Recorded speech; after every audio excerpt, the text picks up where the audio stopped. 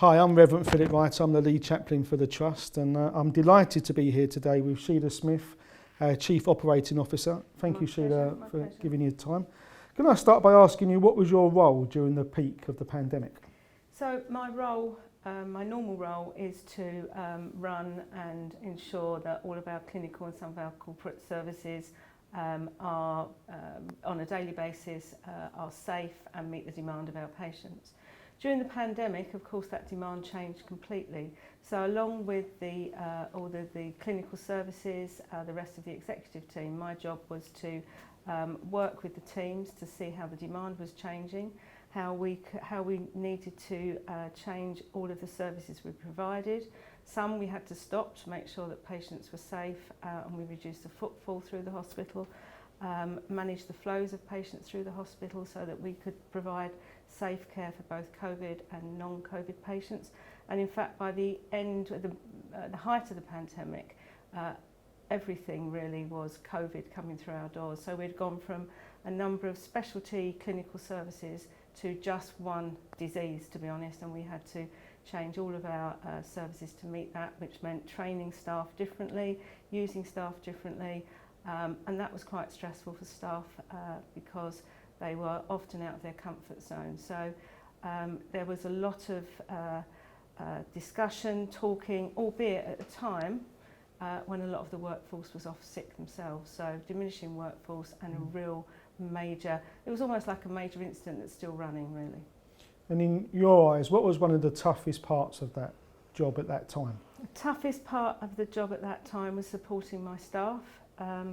I made sure that on a daily basis, and I do mean 7 days a week, I was here at morning handover, evening handover, to hear the experience of the staff, to make sure that we were changing things adequately for the patients and for them, and that they felt supported. It was really hard listening to some of the things that they told us that had happened overnight, the things that they were doing to protect their families, the fact that their families were begging them not to come to work, and in fact my family was asking me not to come to work.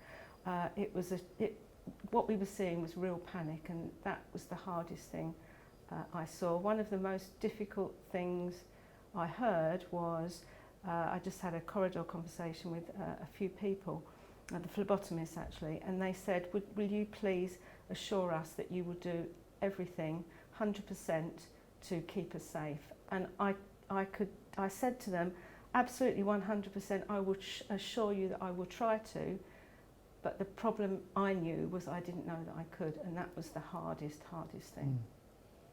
Wow. How did the whole pandemic affect you personally, both emotionally and mentally?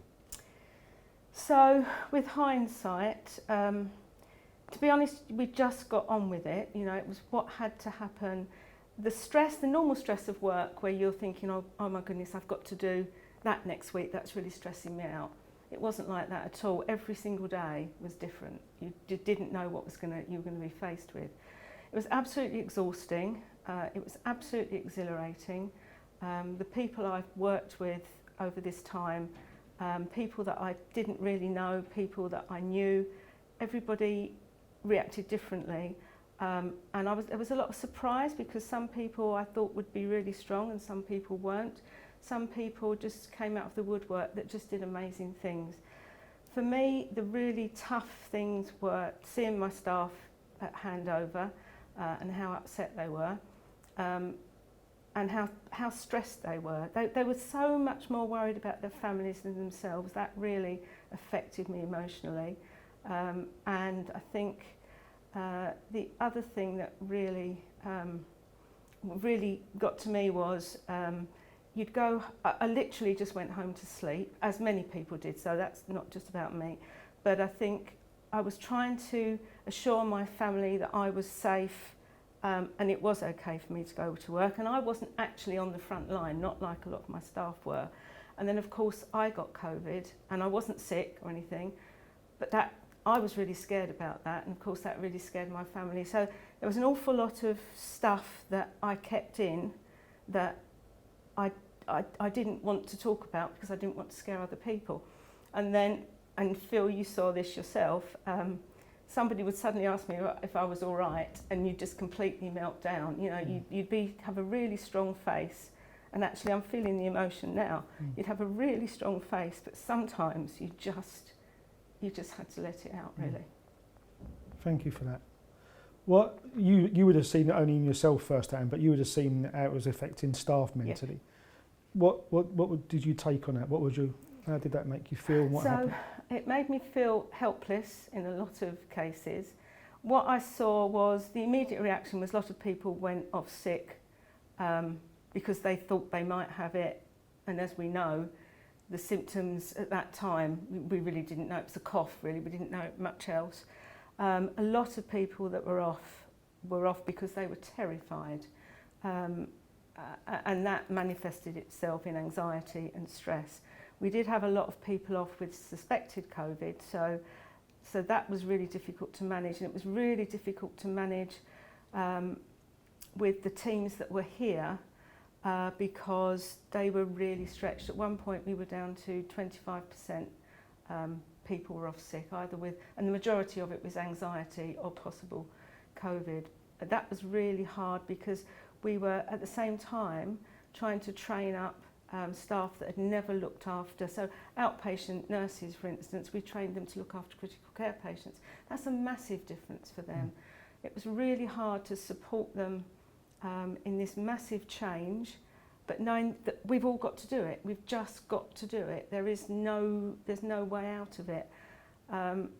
There's bits now that I've completely forgotten, and I suspect that's because I've chosen to forget it. The things that, you know, the amazing things I saw staff do,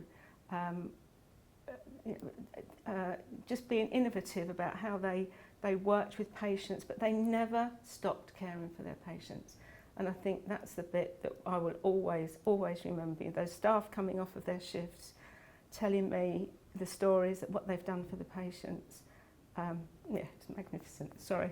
It's fine. And thank you for sharing and being so honest. I know it's life-changing to all of us that was a part of that.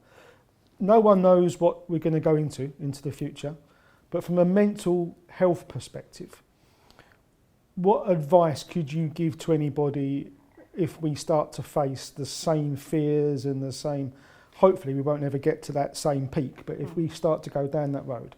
Don't listen to the news. Absolutely don't listen to the news, because there's a lot of, not fake news, but it has to tell a story, doesn't it? We're in a very different place. What I'm really proud of is that we know how to look after the patients now. We know what we need to do. We've learnt a lot. Telling the staff, you must take your leave, you must have holidays, you must rest. Although there's nowhere to go, I get that, but you know, you must rest, because if it comes again, we're going to need every single member of staff. I think if it does come, the reality will be that we will have to make the same changes, and we've got a really robust plan now. Whereas before we just did it on the hoof. Now we've got a really robust plan. We know the triggers, we know what points we change wards, we start redeploying staff. We've got all of that in place. Obviously that's dependent on our staff and our workforce being healthy and well, both physically and mentally. So rest, take your time off, try and go home on time. That's really hard, and I'm a worst example of that. But you know, spend time with your family. That is so important, and try and get some downtime. I hope we're not going to go into that massive surge as we did before. I think the good news though is that we do know how to deal with it, and we will get on with it. We've got amazing staff. The NHS is fantastic. Somebody asked me, why I don't mean I was enjoying coming to work, although it was stressful, but there is nowhere else I would rather have been than working in the NHS during this time. Even if I had left or retired or whatever, I would have come back to work, because it was just such an amazing time. We've learnt so much. Thank you.